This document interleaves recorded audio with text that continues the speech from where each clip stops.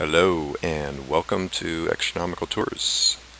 As a new expedition leader, we want to take some time to orient you to the company, prepare you for your role as an expedition leader with our company.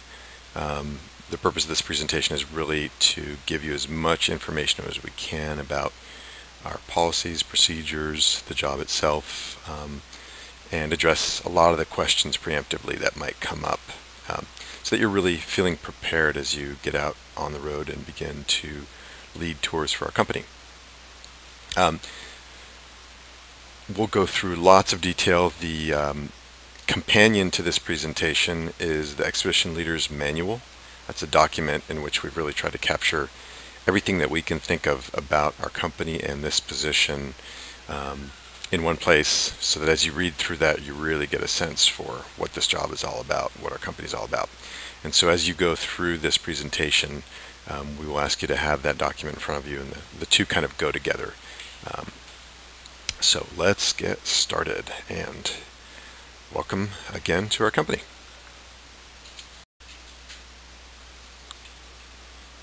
So your training is going to consist of 10 workshops designed to introduce you to our company and allow us to get to know you a bit better, and for you to get to know us a bit better. Our goal is for you to be comfortable with our company, our policies and procedures before you start working.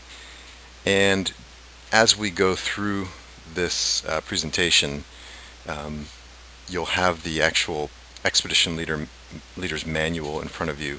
There is more detail in that document than there is in this presentation, and we do expect you to know the material in this document, because your adherence to the policies, the procedures, the ideas, the principles in this document are essentially what you will be measured upon in terms of your performance reviews. So let's get to know everything in here, and hopefully that will make you very comfortable getting started in the job. Welcome to Astronomical Tours. We are delighted to have you as a new expedition leader and a member of our team. If you look on page 3 of the Expedition Leader's Manual, you'll see a letter from our owner, Rodrigo Enriquez. Excuse me, he just wants to welcome you to the company. And one of the things he mentioned that's worth mentioning is we really, as important as every member of our team is in this company, it certainly takes good people in all positions to run a successful company. You as the expedition leaders, because you deliver the tours, you're really at the center of what we do. And we believe that. We have very high expectations of you, and we hold you to pretty high standards, and that's because we know that you're capable of it, and we want to deliver a really good product, good service to our passengers, and that's going to assure or ensure our success in the long run. So have a look at the letter on page 3, read through that, and then we'll move on to the presentation. Thanks.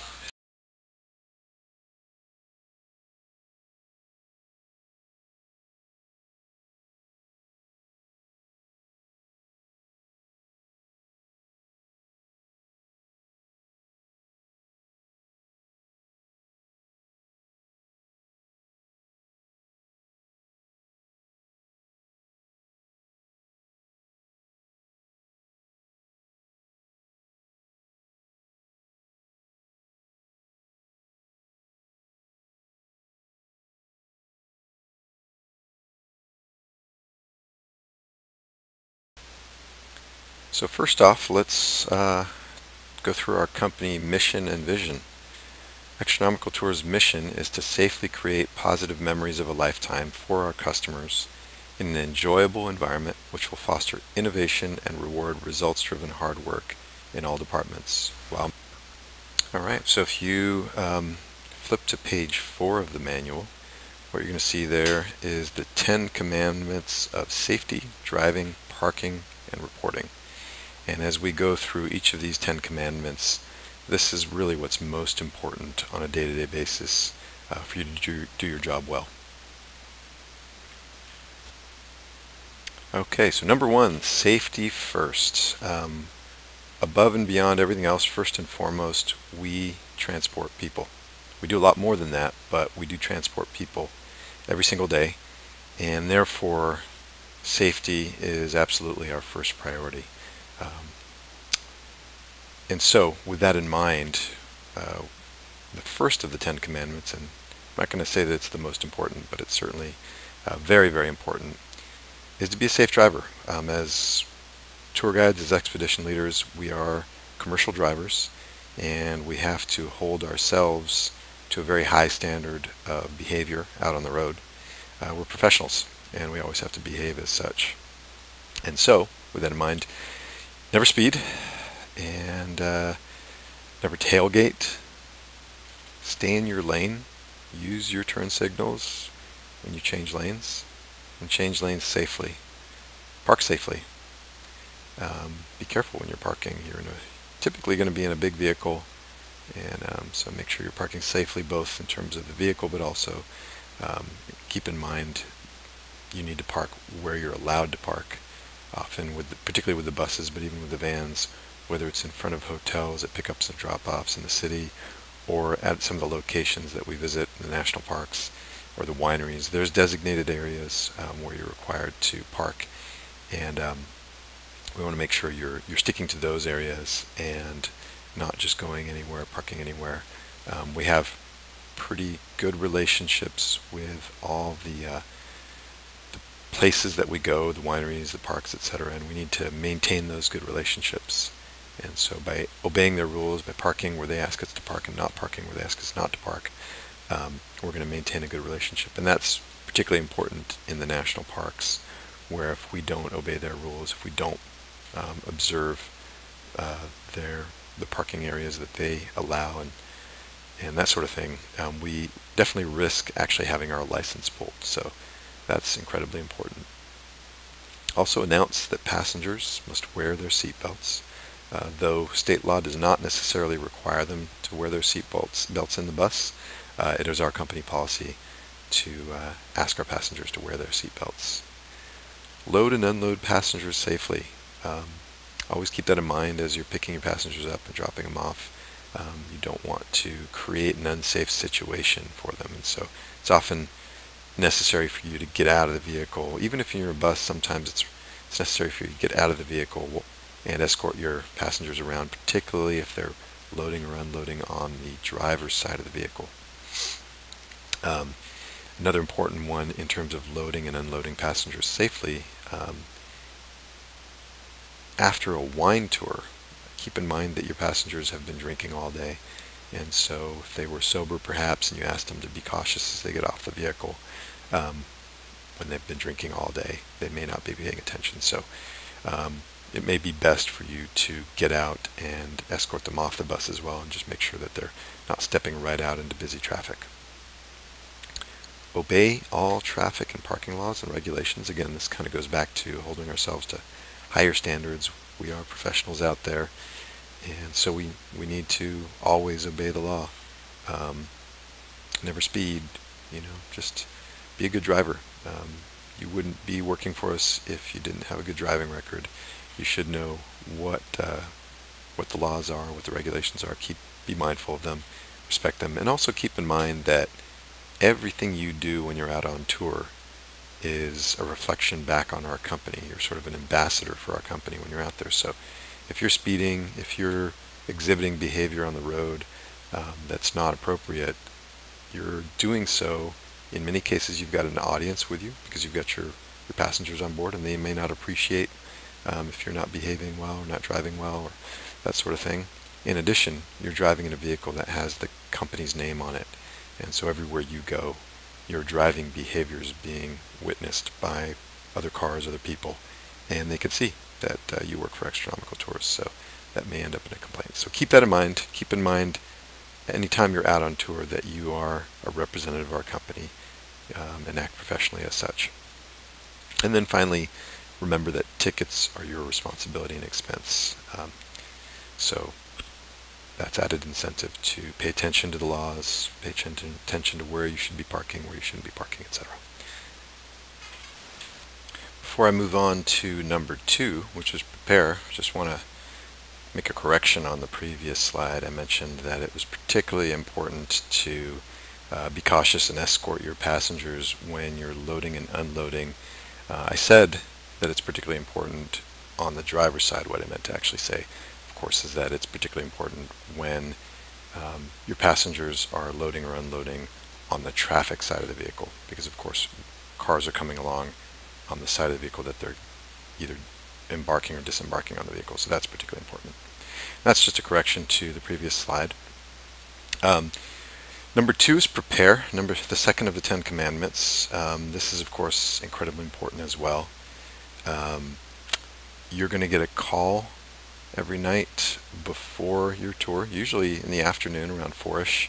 That's just confirming that you are on your tour for the next day.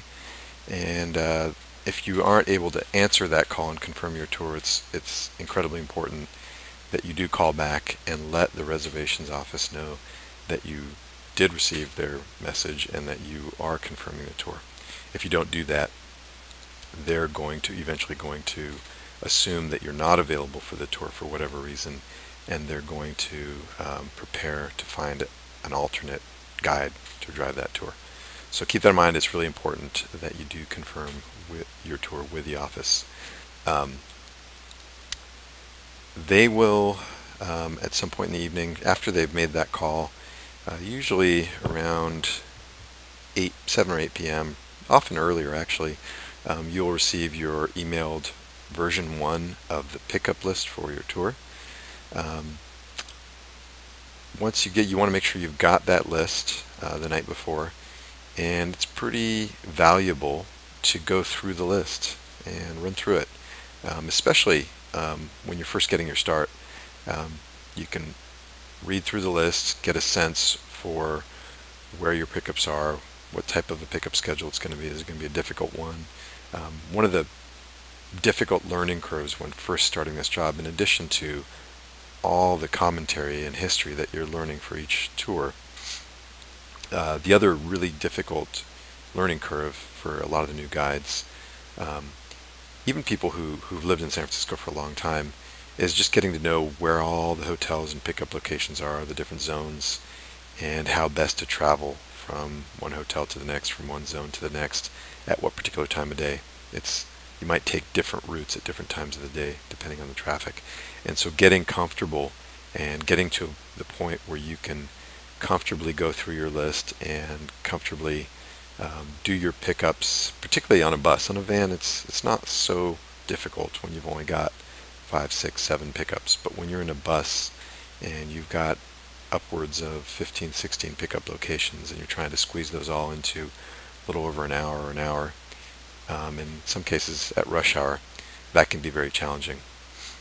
And so the better you prepare and the more you get familiar with your list and you start to get a sense in your mind for the route you're going to take and all the different stops you're going to need to make, that's going to be super valuable for you in being successful.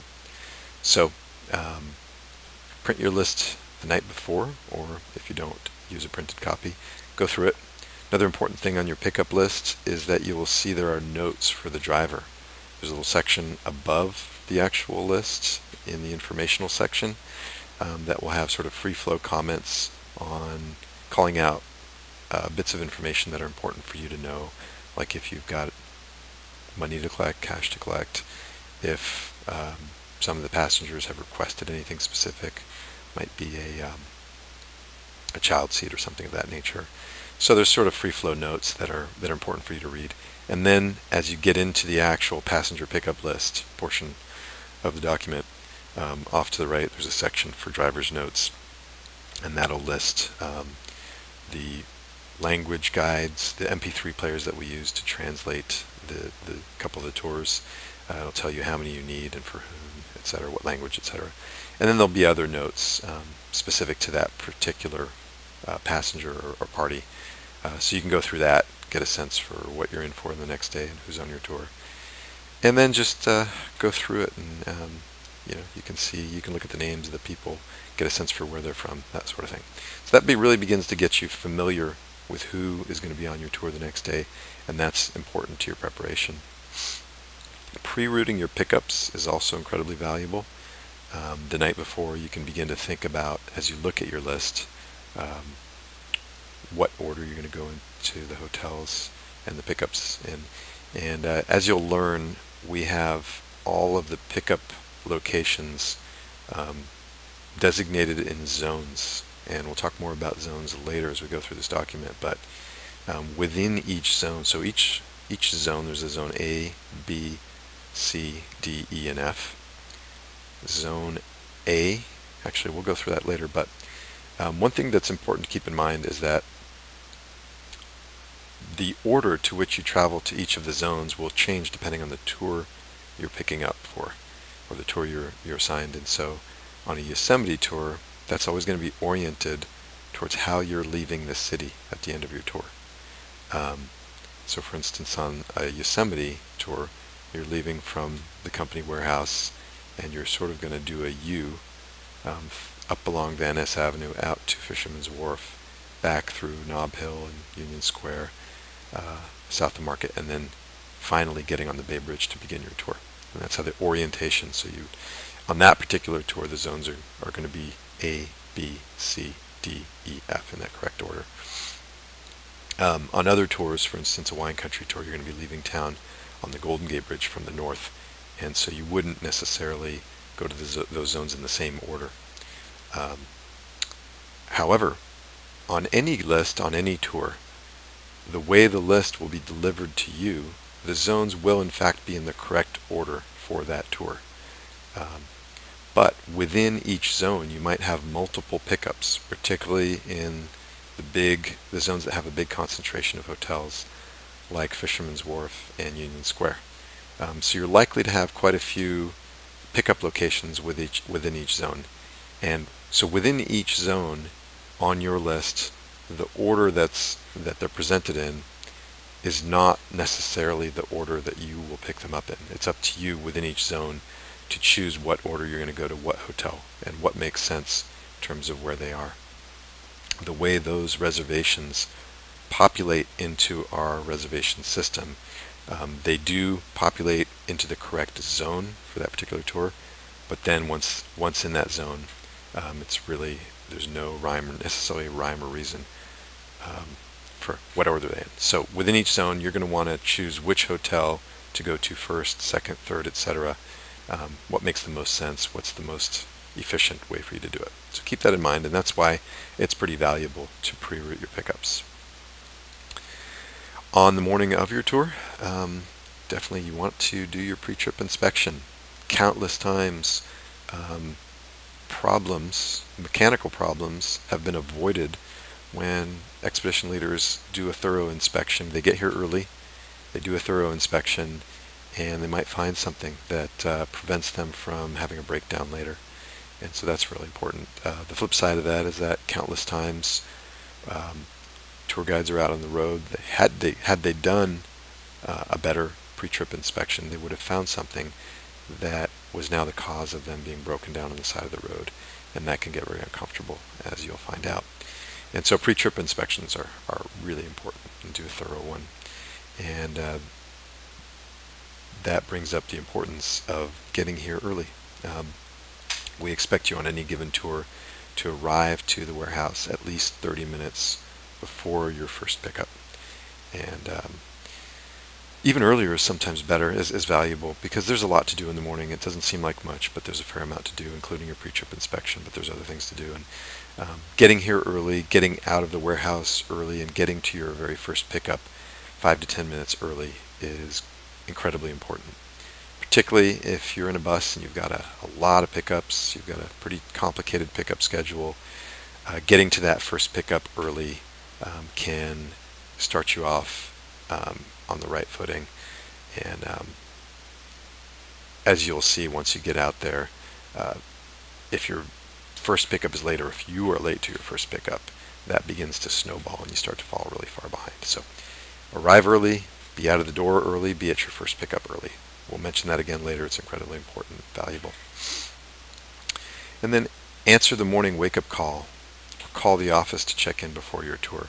For any tour, the communication we're expecting is a confirmation of your tour the night before, whether it's the office calling you and you've answered that call, or you've called them back to let them know that yes, in fact, I have confirmed my tour. I will be available. The next morning, the reservations office will call you at a set time, and it's not meant to be, we call it a wake-up call. It's not actually meant to be your wake-up call. Ideally, you will have already woken up long before. But it's just to ensure that you are in fact awake and on your way into the warehouse. And that's our second option to make sure that you're awake and available for the tour. And so answer that call. Make sure that, because if the office does not get an answer from that morning call, again, they're going to go into the mode where they're starting to look for an alternate driver, because they're assuming that you haven't woken up or you're not available for the tour. And then call the office before you check in, or to check in as you've once you've collected all your passengers. You're also going to make a call to the office to let them know that you have collected all your passengers and you're ready to leave town. All right, number 3, inspect. So each day, each morning before your tour, you're going to want to complete your inspection of your vehicle. You're going to want to check the engine compartment, check your oil level and all your other fluids, make sure they're at the correct operating level. Check your tires, air pressure on your tires, safety equipment, make sure it's all in place, emergency triangles, the fire extinguisher is charged. Check all your lights and signals, make sure they're all operating, and make sure you have a minimum of a half tank of gas. Check the condition, both the interior and exterior of the vehicle, whether it's a bus or van. Make sure it's clean, but also no damage. If there is any actual damage to the vehicle, you'll definitely want to report it as quickly as possible that morning, so that you don't get held responsible for any damage that might be done to the vehicle prior to you taking it. When you're doing your inspections, you don't necessarily have to do the same comprehensive inspection that you did when you took your licensing test, your DOT test, but you just want to make sure that you're checking all these things that I've already mentioned and making sure that that vehicle is in good operating order. Yeah, I think that's it for that section.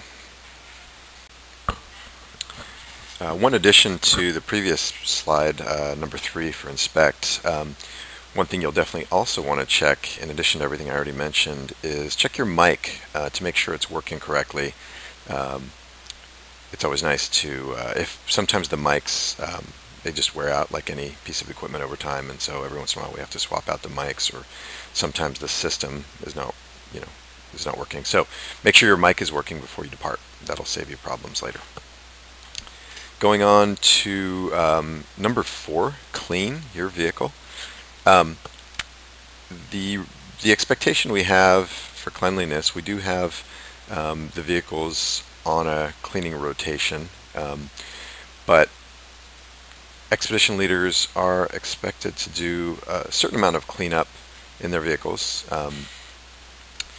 Make sure the interior of the vehicle is clean, sweep or vacuum before your tour. So when you pick up the vehicle in the morning or the day of your tour, ideally the person who last was in that vehicle has done their job, and so when you pick it up, it should be any garbage, anything left behind in the vehicle should be cleared out. If it's a bus, the previous expedition leader should have returned the seat backs to the upright position. Had there been any spills of any sort or anything else that would cause sort of a sticky mess in the vehicle, it would have been their responsibility to clean up. So you should be able to pick up the vehicle, and all you really should have to do in the morning beyond your inspection with regards to cleaning up is to have a look at the windows, make sure they don't need a little cleaning, clean any spots on the windows, and then also clean the floors of the vehicle. In the vans, they typically have carpet, so you'll vacuum those out if they need it, so that the vehicle is presentable. And then in the buses, you can sweep and make sure the floor is clean.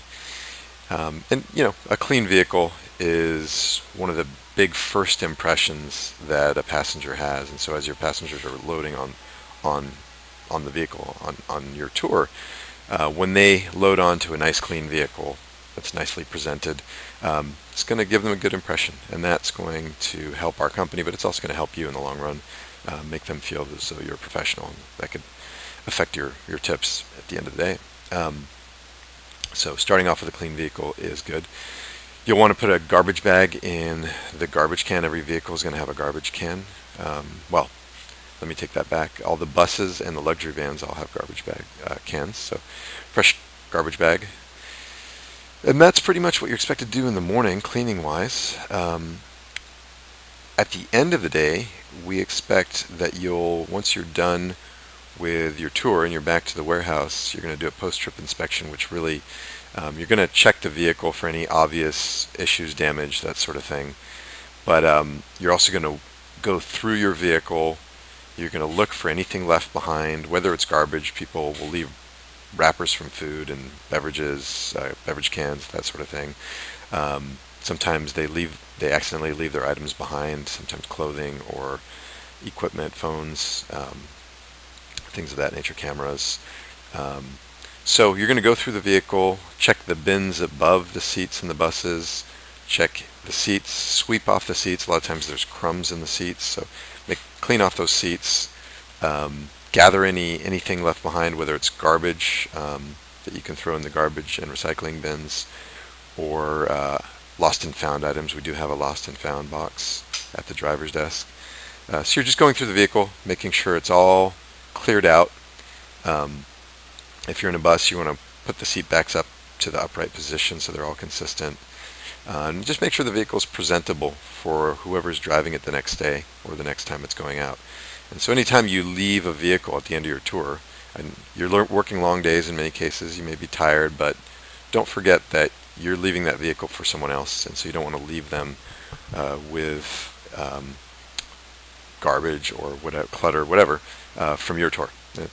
You want to think about leaving the vehicle the way you'd want to pick it up. You'd want to pick up a clean vehicle that's ready to go, and so don't make that problem someone else's problem. I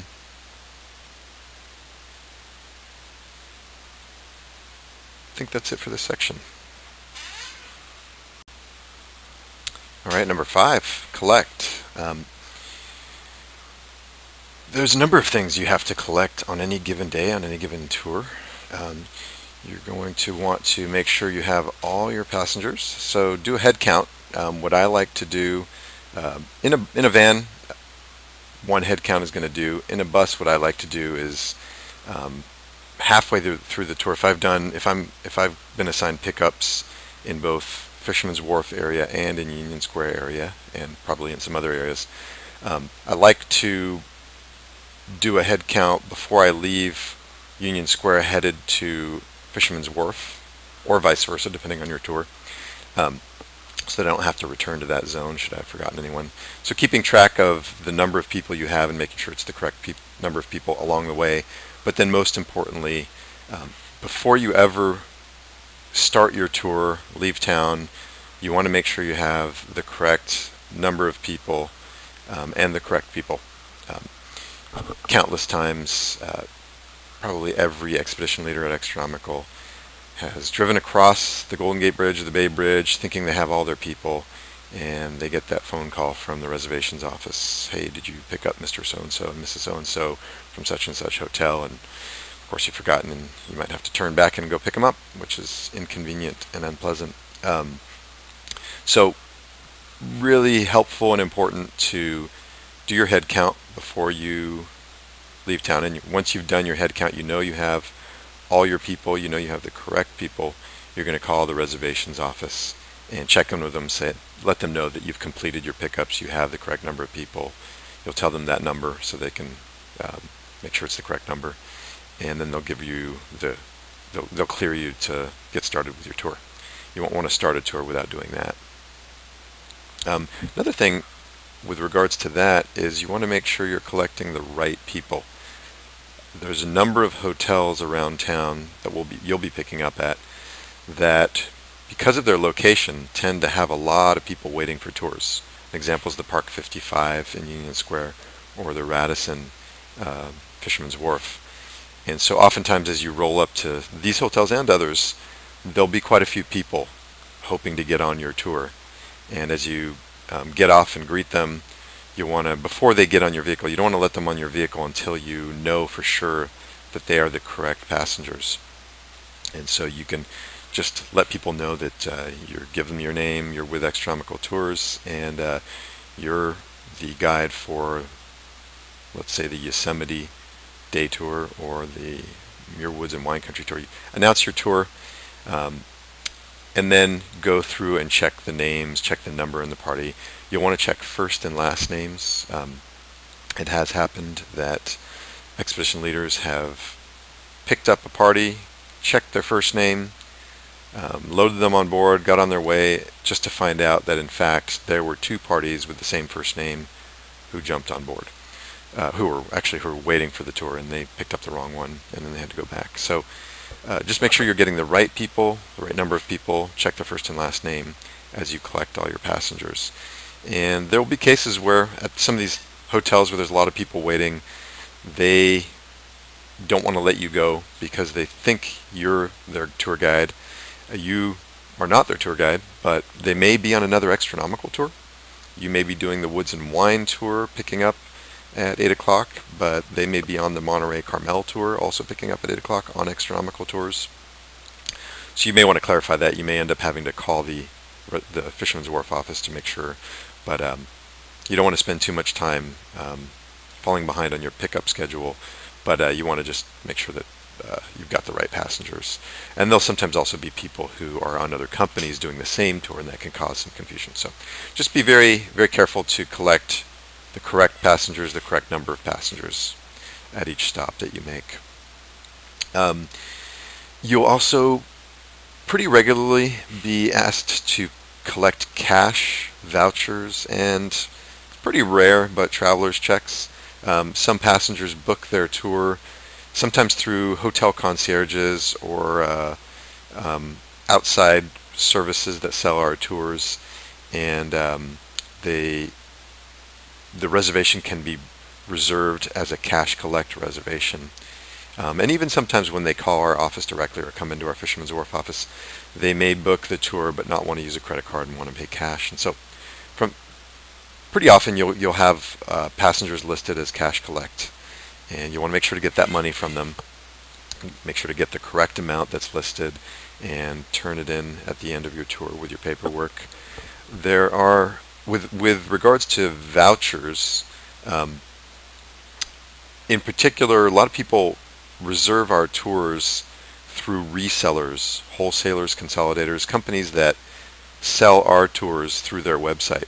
And so that also actually, when that happens, that leads to multiple links in the communication chain, and a lot of the little issues that you end up dealing with on a day-to-day basis, problems that arise, can be often the result of information we didn't get from those resellers, whereas reservations that are made directly with our office, we usually have a lot of information. We get pretty accurate information, their phone numbers, etc. And so sometimes confusion arises with people particularly who've booked with outside vendors or resellers. But when people have booked with resellers, one of the big ones is Viator. There are some others. They will often have a voucher that confirms their tour, and that's their payment coupon for the tour. You'll want to collect those vouchers, turn them in at the end of the day with your paperwork. Collecting vouchers is a good practice. However, it's not so important to collect those vouchers that you'd want to hold up your pickups to send someone back to their hotel room to get a voucher. If they're supposed to have a voucher and they don't worry too much about it. The value of the vouchers is that if someone at a date after their tour calls that third party that sold them the tour and tells them, hey, I didn't go on the tour, that company calls our company. We can look in the file and bring up the voucher and show them proof that in fact we did collect a voucher. They were in fact on the tour. But you don't want to hold up your pickups, and you don't want to send someone back to their room or in a panic looking for their voucher. It's not that important. And with regards to traveler's checks, they very rarely come up, but if they do, you call the reservations office to make sure that you're getting the correct information. Usually you're going to want to get either their passport number or ID number, write it on the back of the traveler's check, and check that that's the correct name. The name on the traveler's check has to match the ID. Another thing with collecting cash is that sometimes reservations will be listed as a cash collect reservation, but in fact the passenger doesn't realize that they were reserved as a cash collect. And oftentimes how that happens is they've reserved through a hotel concierge. That concierge has collected their cash deposit, which ends up being their commission, but made no mention of charging the credit card. And so that reservation will enter our reservation system as a cash collect, but in fact the passenger may have assumed that it was charged to their credit card. And that's not a big deal. If there's any confusion, you'll want to, as passengers are boarding, you'll want to, if you've got time, if you're not too stressed out about your pickup schedule, you can collect the cash then. Alternatively, you can wait till your first stop after you've begun your tour and come aside and collect the cash then. But what you will want to do as people are boarding is at minimum identify that there is cash to be collected. You can just say, I believe I've got some cash to collect from you, and make sure they know that. If they seem confused, sometimes that's because they didn't realize that it was reserved as a cash reservation. You can always, if someone is reserved as a cash collect, you can, if they choose to use their credit card, you can just get their credit card from them, call it into the Fisherman's Wharf office. While you're on the phone, they'll plug that credit card number in, charge the card, and then that passenger will be cleared. You will no longer have to collect cash from them. Calling the office to check out, I already mentioned that on the previous slide, but that's really important. Once you've done your head count and you've got all your passengers, before you head out, just call the reservations office, let them know that you do have all your passengers, and they'll confirm that it's the correct number. And then they'll give you clearance to head out and start your tour. Never leave the city without all of your passengers unless the manager on duty has approved. Sometimes what will happen is as you're doing your pickups, in fact, oftentimes this will happen, and one of the most difficult things we have to deal with, one of the big challenges we have to deal with as expedition leaders, is timeliness, both on the pickups but also at each stop along your tour. Making sure that your passengers come back on time is an ongoing challenge that's very difficult. There's no perfect way to deal with it, and it's something that will be with you as long as you're working as an expedition leader or tour guide. In the morning when you're doing your pickups, there will often be cases where you arrive to a hotel and there's no sign of those passengers. When you first, and that's also why it's important to get your first pickup early and to try to stay as close to on schedule on your pickups as possible. And so if you can't find passengers at their hotels, if they're not waiting out front, we do ask them to wait out front, but if they're not waiting out front, you'll want to pull in safely. Hopefully there's a free passenger zone in front of that hotel or pickup location. Put your hazard lights on and go inside the hotel, look around the lobby, announce that you're with Xtromical Tours for Yosemite Tour or Wine Country Tour, whatever the tour is. If no one comes, you might check the front desk and ask them to check if the guest is registered in the hotel and maybe call up to the room. Oftentimes on your list there'll be a contact phone number. Not always, but usually we try to get a contact number. You might try calling that number. Try to get a hold of the passenger and get them down to their pickup. If you can't contact the passenger, if they're not registered at the hotel, or if they are but they're not answering the phone, or if you've called them and they're not answering, you'll want to pretty quickly call the reservations office, let them know that there's no sign of that passenger. If you have additional pickups within that same zone, at that point you can let the reservations office and perhaps someone at the hotel, let them know that you're going to go on and do a couple more pickups in the area and return and check back again in a few minutes or 10 minutes or so. And go ahead and do that. If it's the last pickup in your zone, in that particular zone, or if it's the only pickup in that zone, you don't want to leave the zone until the reservations office has made an effort to find that passenger and has given you clearance to move on. So the quicker you can get into the hotel, check around, get the clock ticking, call the reservations office, the quicker you'll be able to move on and get on with the rest of your pickups. And so if you have missed a passenger for whatever reason, missed a party, and gone on, you've been given clearance, and you went on to another zone, and you get to the end of your pickups, and the reservations office has not yet been in touch about that particular missing party, you'll call the reservations office to check in, and you won't want to leave town until the manager on duty has given you approval to leave town. They may have either they haven't reached that missing party and they've made a decision that it's okay to leave, or they have reached that party and they've put him in a taxi to your last stop. So never leave if you don't have your total number of passengers. Never leave without manager on duty approval, and never begin your tour without manager on duty approval. If you do have all your passengers, just make sure to call the office before you begin your tour. Alright, number 6, parking. So obviously you've got vans and buses that you're driving, and you're going to need to park them, and so you want to make sure you're parking them securely, safely, and legally. A couple things that come up regarding parking. One of the many challenges you'll face is at your hotels and pickup locations, and when you're picking up and dropping off. Most hotels will have a passenger zone in front of them.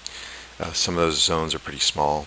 Some hotels don't even have a passenger zone. So sometimes finding a good, safe, legal, secure place to pull in when you're going to pick up or drop off can be a challenge.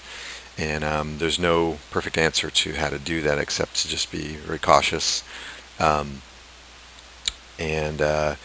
One thing you can definitely do at some of the larger hotels where there are doormen is make the doormen your friends. Some of the doormen will be eager to work with you. Others will be less than eager to work with you. But the more doormen you can have, be respectful to them, and they'll help you find a place to pull up in the bigger hotels.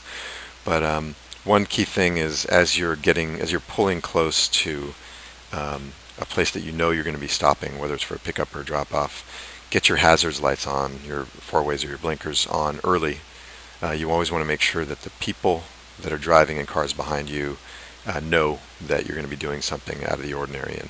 And we just, in general, as commercial drivers, I mentioned this earlier, we're professional drivers. We have to hold ourselves to a very high standard. And one of those standards is to try to communicate as best to other drivers what we're doing. You're certainly going to irritate some people in their cars. There's plenty of people that are going to get frustrated with you. When people drive cars, they don't fully grasp the challenges of driving a big vehicle, and they don't understand that you need to go slower, that you need to do things more cautiously, and so just keep in mind that people will periodically get frustrated with you, but it's better to frustrate them than to do something that causes potential accident or harm to someone. So keep that in mind. And so as you're approaching any pickup or drop off or any place you're going to pull off and stop, get those hazard lights on early. Signal all your turns, but get those hazard lights on early so that people know that you're maybe going to double park, or you're going to park but you might be sticking out a little bit.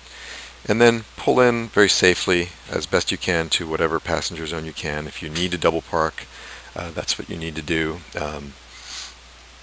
Be cautious yourself as you're getting out of the vehicle. If you're in a bus, it's sometimes best to get out of the passenger door rather than get out on your side. And collect your passengers. If you're in a bus or in a luxury van and your passengers are ready and waiting, you don't necessarily need to get out and greet them. You can greet them as they step on the vehicle, and that creates less of a safety hazard. So keep that in mind as you're pulling in and out. Always use those hazard lights. Also, a lot of the places we go for our tours, and I think I already talked a little bit about this earlier, but we're going to national parks like Yosemite and Muir Woods National Monument. We're going to wineries, other businesses. We're using their facilities, their parking services, And we need to be very respectful of their rules, their regulations. We need to park where we're allowed to park. We need to not choose to park in areas where we're not allowed to, because that can frustrate the wineries, it can irritate the park service, and particularly with Yosemite National Park and Muir Woods, it's very, very important to only park in the designated parking areas. In Yosemite, that comes into play particularly when you're in a bus, but even in a van to a certain extent. In Yosemite Valley, there's only specific areas that we're allowed to park. And that's true also of the Tuolumne Grove, where we do the hike to the giant sequoias.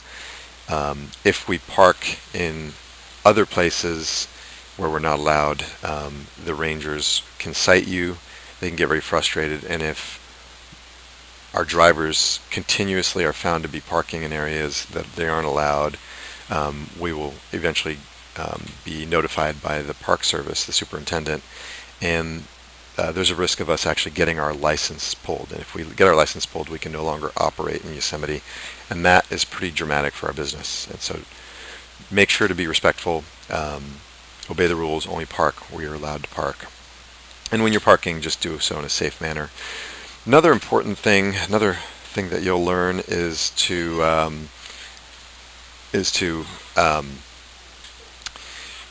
as you're pulling up to, this is particularly true in the city, as you're pulling up to hotels and other pickup and drop-off spots, sometimes you're on these one-way streets, especially down in Union Square. So you're often going to be dropping off where passengers are getting off into the traffic side, because sometimes the hotels are on the wrong side of the street. When you're doing this, it's recommended that you, before you arrive, you let them know that they're going to be getting out on the traffic side, and point out that they should be very cautious.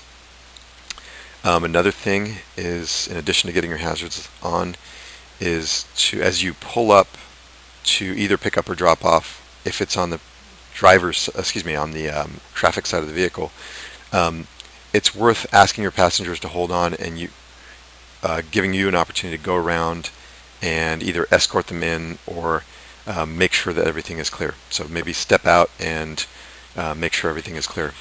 Also, as you're pulling up to drop off or pick up, that's where passengers will be getting out on the traffic side. What many drivers like to do, and it's helpful, is to pull your vehicle in at a bit of an angle so that the rear of the bus is actually jutting out a little bit into traffic, and the front of the bus is closer to the curb. And what that does when you park at an angle like that is it creates a nice little safe zone where cars are going to be forced to go around the back of your bus, and that way passengers getting out of the vehicle aren't getting out directly into traffic. So that's a really good practice when you're dropping off and picking up in areas, especially, particularly when the passengers are forced to get off on the traffic side of the vehicle. Number 7, report. There's some reporting that we do. There's some paperwork that we do on our tour. It's not a lot compared to most jobs, but the reporting that we do is crucial.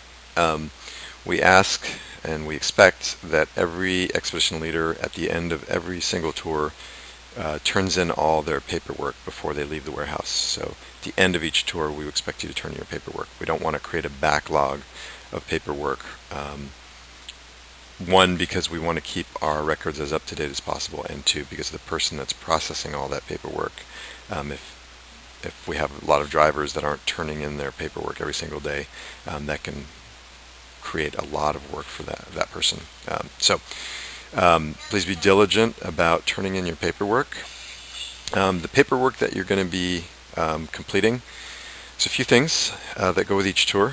There are 2 log books that you'll be filling out. One is the vehicle log. The vehicle log book, they look similar. The vehicle log book has green lettering on it, and that's the log book that tracks the activity of the bus or van, and it stays with the bus or van.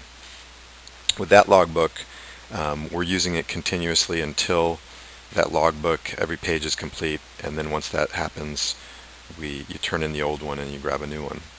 But that stays with the with the vehicle. That has the inspection report. So in the morning or before your tour, when you do your inspection, you're going to check off all the different areas that you were intended to inspect and sign off that the vehicle is in good condition to drive. And that's also, you're going to log your mileage on that one. And so you'll fill that one in. The other logbook is the driver's log, the DVIR. That one looks similar, but it has red lettering. That's the logbook that tracks the tour guide's activity, and that's the one you keep with you at all times. So there's one log that reflects the vehicle's activity, and there's one logbook that reflects the driver's activity. The logbook, the DVIR, the driver's logbook, the red one that you keep with you, you want to have that at all times with you when you're driving commercially, and it needs to be as up to date as possible. And that logbook on any given day, you're going to want to start it before you leave the warehouse, and we'll go through in more detail how to fill it out. But then at every significant stop that you make over the course of the day, you're going to want to do your best to keep it updated, because at any point in time, if you get stopped, whether it's an inspection point or just a CHP or ranger stopping you, they'll likely ask to see both of your logs, and your driver's log will need to be up to date to the most recent stop. And if you don't have it updated, they will cite you for that. So keep your DVIR, your daily driver's log, updated. And that one you'll always want to have with you. Again, we'll get into more detail about exactly how you fill that one out a little bit later in this tutorial. So you'll have those two logs filled out. You'll complete them at the end of the day, and the top copy, the white top copy, you'll include with your paperwork. The bottom copy stays in the book. With the driver's log books, each month you'll start a new logbook. Even if you haven't filled out all the blank sheets in that logbook, we like to do the month by month. That helps us keep our filing in order. And so at the end of each month, you'll start a new driver's logbook. You'll want to hold on to the previous month's logbook for the first 8 days of the month, and that's because should you get inspected, the officer is going to ask to see the last 7 days of activity. And so by keeping that logbook with you, the second logbook, the previous month's logbook with you, 8 days into the next month, you'll be able to show them your previous 7 days activity. Once you're 8 days into the next month, you can go ahead and turn the completed logbook from that previous month in. You do that by just putting it in the operations manager's file.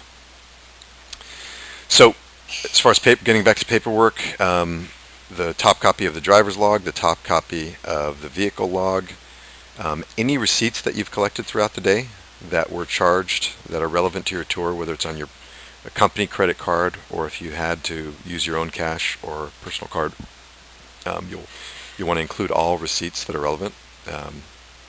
So keep good track of all your receipts for gassing up, for any food reimbursement that you'll get on your Yosemite tour, any other expenses that you come across, park admission.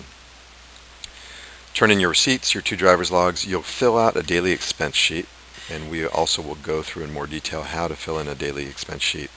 It's pretty straightforward, but you'll want to complete that daily expense sheet. And then any vouchers that you would have collected from your passengers. So you'll take all your vouchers, you'll take your daily expense sheet, your accounting sheet, the top copy of your two logs and all your receipts. You'll fold them up, put them into an envelope down at the driver's desk, and then you'll put all that together. If you collect any cash or traveler's checks on that day, you'll also include that with your paperwork. And that's the most important thing, is to turn in any cash. Make sure you've collected any cash and turn it in that same day. All that goes into an envelope and gets dropped into there's a box, a secure box that is for all the paperwork, which we'll show you where that is when we do the tour of the warehouse. So that's for reporting. Number 8, secure and clean your vehicle. We've already talked about cleaning, but it doesn't hurt to reiterate that at the end of each tour, you need to clean out any trash, clutter, or articles left behind in your vehicle. Brush off any crumbs from the seats and arrange the seat belts in sort of an orderly fashion. Close all the windows in the vehicle. Turn off all electronics, including the radio and the intercom, the mic system. Lock all doors. We like to leave our vehicles closed, secure, and locked, even inside the warehouse. And also turn off, when you're done, turn off the air conditioning or the heating, whatever. Make sure they're in the off position. It actually can drain the battery quite a bit when you start a vehicle, and quickly it gets this overload of demand for energy when you leave air conditioning or heating on or that sort of thing. So turn everything to the off position and secure your vehicle. The 9th commandment, turn in. We've kind of already talked about this, covered this earlier, but again, doesn't hurt to reiterate that you need to turn in your paperwork every single day at the end of every tour. Turn in any found items. We do have a lost and found area. In fact, at the driver's desk, we'll show you where it is when we do the tour of the warehouse, but there's a box that we use for lost and found items, and larger items, there's an area for that as well. We'll show you where that is. And it's best when you find important items, like if people leave their wallet or their cell phone or a piece of clothing that seems relatively valuable. And even smaller items, it doesn't hurt to call the reservations office and let them know what you found, where you found it. If you know who it belongs to, that helps. Give them your name, the date, the tour, that sort of thing, so that if people call later looking for their lost items, the reservation staff can look in the system and see that it was in fact turned in and is at the lost and found. And you'll find lots of stuff at the end of your tours. I like to make it a practice at the end of every tour to remind people to look around, do a thorough check for all their items, just to try to remind them to get everything, because we don't really want to have to, we don't want to have to try to return personal items. So best that they just take everything with them, but people will, of course, some people are going to leave some stuff behind. It's inevitable. And so all your paperwork, I've already said this, but all your paperwork has to be turned in that same day at the end of your tour. And then your monthly driver's logbook needs to be turned in after the first tour is completed on the 8th of the month. And I kind of already went through that as well. So that's pretty self-explanatory, but there's no exceptions to that. We want that paperwork turned in every single day.